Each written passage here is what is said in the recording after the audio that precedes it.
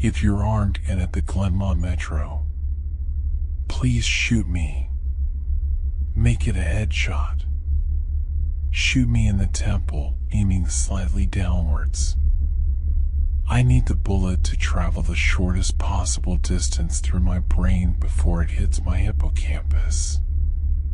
If I'm lucky, the sensation of the gunshot ripping through my skull will only last a few decades. As awful as this sounds, you'll be doing me an enormous favor. Death by a headshot, as soon as possible, is vastly better than the alternative. My ordeal started over 10,000 years ago, at 10:15 this morning. I earn extra money by participating in drug trials. I'm a so-called healthy subject who takes experimental drugs to help assess side effects. Once it was a kidney drug. A few times it's been something for blood pressure or cholesterol. This morning they told me the drug I took was a psychoactive substance intended to accelerate brain function. None of the drugs I had tested so far have ever done anything for me in the recreational sense. In other words, none of the drugs I've tested have given me a killer buzz, or mellowed me out, or anything. Maybe I've always ended up the placebo group, but nothing I've tested had affected me at all. Today's drug was different. This shit worked. They gave me a pill at 10:15 and told me to hang out in the waiting room until they called me back for some tests.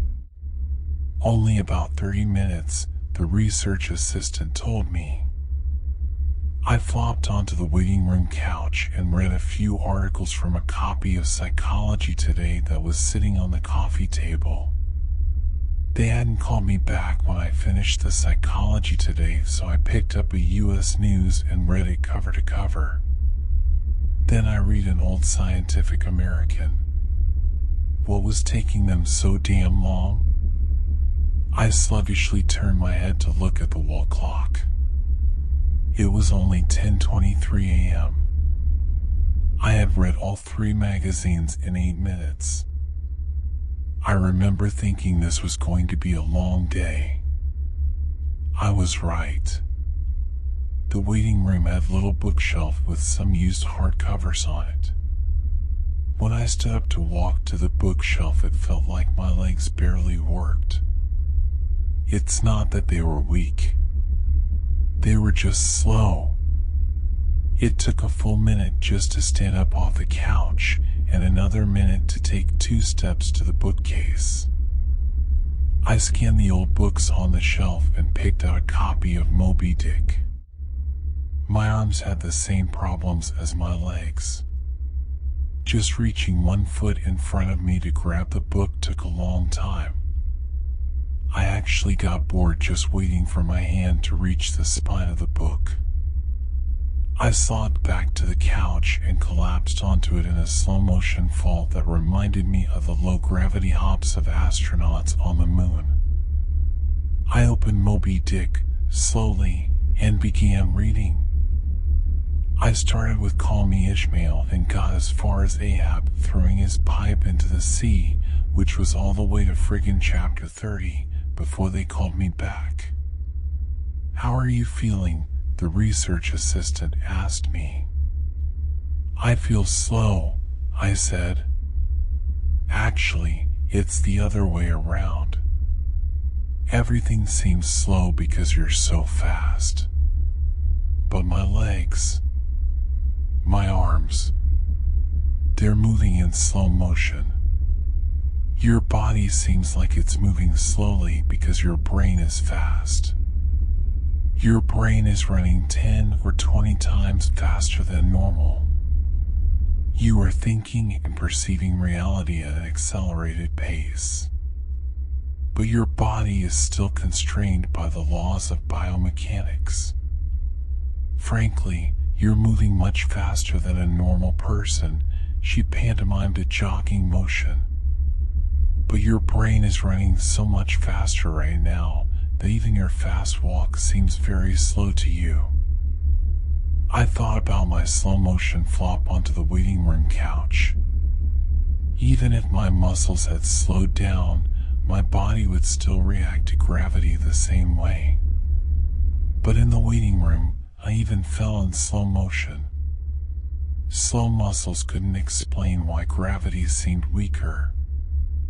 My brain was going at warp 10. That's how I managed to read 3 magazines and the first 30 chapters of Moby Dick in 15 minutes. They ran a series of tests on me. The physical tests were fun. They made me juggle 3 balls, then 4, then 6. I had no problem keeping 6 balls in the air because they seemed to be moving so slowly. It was boring, frankly, waiting for each ball to move through its arc so I could catch it with my slow motion hands and toss it back into the air. They threw Cheerios in the air and I caught them with chopsticks. They dropped a handful of coins and I counted the total value before they hit the ground. The cognitive tests were less fun, but very illuminating. Finish a 50-word word search, 3 seconds. Solve an intricate maze drawn onto a poster-sized paper, 2 seconds. View a slideshow projected at 10 images per second and answer detailed questions about what I saw, 95% correct. They told me I measured over 250 on the Knopf scale. Apparently, that's deep into the superhuman range of thinking speeds. Then they sent me home. It'll wear off in a few hours, they said, which will seem like days to you. Try to use the residual effects to get some work done. Catch up on work emails while you're still in high-speed mode. The ride home was horrible. It was only 3 metro stops, and in real-world time, it only took about 35 minutes. But in my drug-accelerated hypertime, it felt like days. Days. Just walking out of the medical research suite to the elevator seemed like it took an hour. I sprinted out of the office, willing my legs to push me faster. But the laws of biomechanics held me prisoner. As accelerated as my brain was, I couldn't do anything to make my legs work faster. The huge disconnect between my body and mind made it extremely difficult to judge how and when to slow down, turn, or rotate my body. I had basically turned into giant, slow-motion spaz. I misjudged my speed and rammed into the wall by the elevator button at a pretty good speed. Even though I could see the wall coming at me, I couldn't make my finger, outstretched to hit the elevator button, move away fast enough, and I jammed it against the wall. Hard. The pain was intense. If my brain had been running at regular speed, it probably only would have hurt for 30 seconds or so. But in my accelerated state, the intense pain seemed to last for half an hour. 45 minutes maybe. The elevator ride was horrible. It felt like I spent 4 or 5 hours just ascending 7 floors, with nothing to look at but the interior of the elevator car. I sprinted to the metro station. I have to admit, this part was almost fun. Even though my body moved at what seemed to me super slow speed, I could still carefully choose how and where to place my feet, swing my arms, and turn my torso. It only took a block or 2 to getting used to having a brain that ran 24 times faster than my body. Then I basically sprint danced the rest of the way, twisting and juking between people on the sidewalk and dodging moving cars with inches, aka minutes, of clearance. I spent an hour, in my time frame, descending into the subway and running to the platform. Endless tedium waiting the 6 minutes for the red line train to arrive. Although there was more to look at on the metro platform than inside the elevator, it was still intensely boring. I should have stolen a copy of Moby Dick. The red line train roared into the station in slow motion. The normally high-pitched squeal of its brakes was frequency shifted by my high-speed mind to a long, low tone, like a monotone tuba solo. It wasn't just the squealing subway train that was 3 octaves lower than normal. All sound was slowed to the point of near inaudibility. Voices were gone, shifted below the threshold frequency of my hearing. I did manage to hear a screaming baby on my subway car, her shrieks slowed to sound like whale songs. Sharp sounds like a car horns and trucks bouncing over potholes were low, muddy roars like distant thunder. Back at the research offices, I could still hear and communicate with the research staff. But now verbal communication with anyone would be impossible. The effects of the drug were still intensifying. I spent what seemed like days on that fucking red line train. Days. Listening to the whale song of the screaming baby and the tuba solo of the brakes. Where ordinary voices were frequency shifted out of my audio range, smells didn't seem to be affected. I never became nose blind to the body odor, the stench of the train's brakes, and melange of farts and other smells wafting through the metro car. I finally got back to my apartment. Sprinting through my open door and into the front hall at full speed was like a slow, relaxing drift down a lazy river. I was relieved to be home. At least I had stuff I could do there. I picked up the book I was reading, 100 Years of Solitude, and finished it. Despite turning the pages so quickly that I tore many of them, it seemed like most of the time I spent finishing the book was spent on page turning and not actually reading. 3 minutes had passed since I got home. I tried surfing the internet. My God, it takes a long time for computers to boot these days, but it was too frustratingly slow. Hours, seemingly, to load each new page, and a fraction of a second to read it. 100 articles in my newsfeed read and just 3 more minutes done. I dipped into my pile of yet-to-be-read books and finished 2 more. 4 more minutes had passed. I decided to try to sleep off the remaining effects of the drug. Unfortunately, whatever part of my mind is responsible for perception, the part that's been accelerated to hyperspeeds by the drug, isn't the same as the part that governs sleep. Despite being awake for what I perceived as days, my physical brain still thought it was 1:25 p.m. It was not ready for sleep. Nevertheless, I tried to sleep. I walked to my bedroom, a slow 45-minute drift through my apartment, and flung myself into bed, lazily falling like a feather onto the mattress. I closed my eyes and lay there for hours and hours, 10 minutes of reality time, before giving up. Sleep would not come. I was facing what was going to feel like days, or maybe even weeks of being trapped in a slow-motion prison. So I took an Ambien. The sensation of the pill and the splash of water I used to swallow it sliding my throat was sickening. A lump that blocked my breathing, moving like a slug down my esophagus. I read a book. 10 minutes had passed. I read another. 18 minutes since I took the Ambien.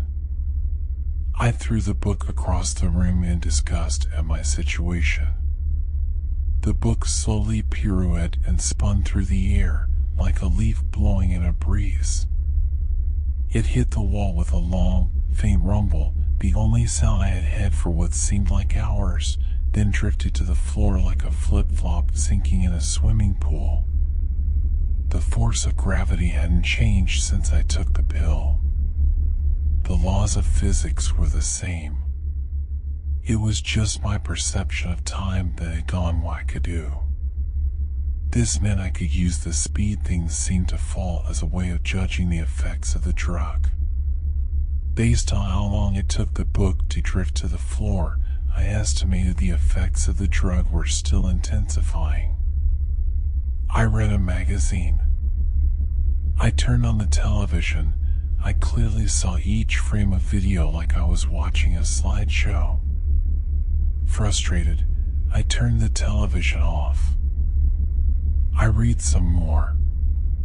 The first 2 books of Churchill's A History of the English-Speaking Peoples. Not exactly a light read. Frankly, I hated it. But given the hours of tedium it would take to go get another book off my bookshelf, just sitting on the couch and reading Churchill was better. Or at least less worse. It had now been 35 minutes since I took the Ambien. I lay down on the couch and closed my eyes.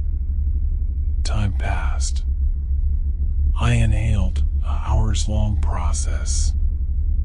Time passed. I exhaled for more hours. Sleep would not come. I needed a new plan. I decided to go back to the offices where they gave me the drug. Maybe they would have something that could counteract its effects. Or at least something to knock me out until it wore off. I exited my apartment as fast as possible, taking hours in my time frame to do so. I didn't even bother locking the door. It would have taken too long. Down the stairs, it's faster than the elevator if you run, through the lobby, out the front door and onto the street. These few things felt like a long day at the office. Sprinting down the street, dancing and weaving between pedestrians with what must have looked to them superhuman dexterity. Down the first flight of stairs at the metro. Across the landing. Another hour. Then onto the second flight of stairs. That's when the Ambien hit me. The Ambien didn't make me sleepy. Not at all. Instead, it must have had a severe cross-reaction with the experimental drug I took this morning. I was bounding down the second flight of stairs, moving in slow motion, but still making perceptible progress. Then, wham, everything stopped. The dull roar of the street and metro noise ceased, replaced by the most perfect silence I've ever experienced. My downwards motion seemed to completely freeze. Before the Ambien kicked in, my perception of time was maybe a few hundred times slower than real time. After the Ambien took effect, time moved thousands of times slower. Every second seemed like days to me. Even just moving my eyes to focus on a new point was like an impossibly slow scroll across my visual field. Over the course of the afternoon, I learned how to walk, run, and jump when my mind ran hundreds of times faster than my body. But with another 4 or 5 orders of magnitude of slowdown caused by the Ambien, body control was almost impossible. I fell on the stairs. Even though I was all but frozen in mid-step, controlling my muscles was impossible. I commanded my foot forwards for hours, then backwards for hours more when it seemed like I would miss the next step. Hours attempting to adjust the angle of my ankle, then readjusting when it felt wrong. Despite these efforts, I rolled my ankle on the next step. The pain wasn't at all mitigated by the slowness. Hours of increasing strain on my bent ankle. The nerve signals that send pain into the brain must work differently than the nerves in my ear. Sonic energy was spread out over time, diluted until it was imperceptible. Pain flowed into my brain undiluted by the change in my perception of time. Hours and hours of increasing weight on my turned ankle turned into hours of increasing pain upon increasing pain. I pitched forwards, my high-speed mind completely unable to control my low-speed body. I drifted downwards for days, managing to rotate my torso enough to keep my head from impacting the ground first. I eventually landed on my right shoulder. At first the impact wasn't even noticeable. Then I felt a slight pressure in my shoulder as it came in contact with the ground. The pressure grew, bringing increasing pain for hour upon hour. My shoulder finally gave out, popping out of its socket with an endless sickening tug. I came to a stop days later, crumpled onto the ground, staring at the ceiling. The pain in my shoulder still screaming with the intensity of a fresh violent injury. I had plenty of time to think during that fall.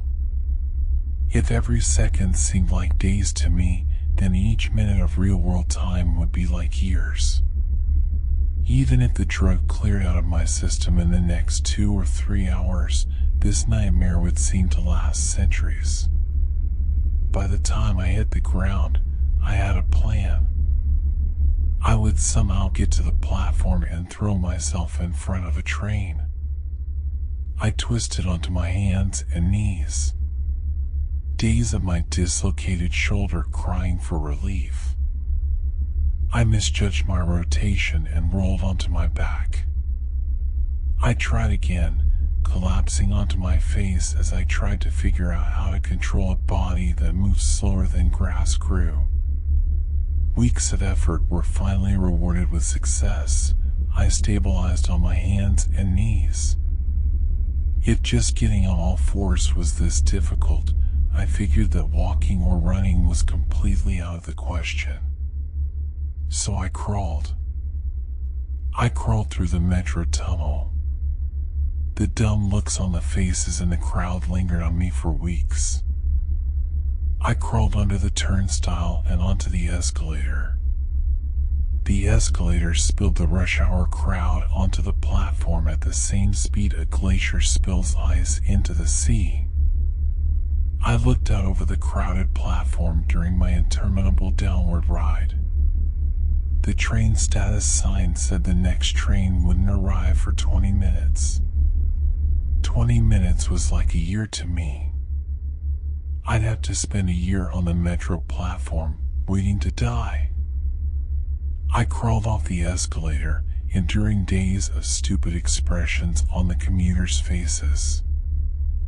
I crawled a few feet to a concrete bench and curled up next to it, trying to find a position to lessen the pain in my shoulder. Then my problem with time got worse. Impossibly worse. The massive slowdown on the stairs was just the beginning of the interaction between the experimental drug and the Ambien. It fully hit me while I was curled up by the bench. I blinked. Years of darkness followed. Sound was already gone, and with my blink, sight was gone as well. All that existed was the pain from my fall. My hyper-accelerated mind wasted no time compensating for the lack of sensory input. Voices spoke to me. They sung to me in languages that never existed. Patterns and faces and colors came and went in my mind's eye. I recalled my whole life and imagined living another. I forgot English. I settled into a profound despair. I spoke to God. I became God. I imagined a new universe and brought it to life with my thoughts. Then I did it all again. And again, my eyes open with geologic slowness. A faint glow. Weeks. A slit of light. Weeks. A narrow view of the metro platform, ankles of the commuters near me, and an advertisement on the opposite wall. I extracted my phone from my pocket. A project that spanned decades. How can I even explain the boredom? The pain in my shoulder is nothing compared to the boredom.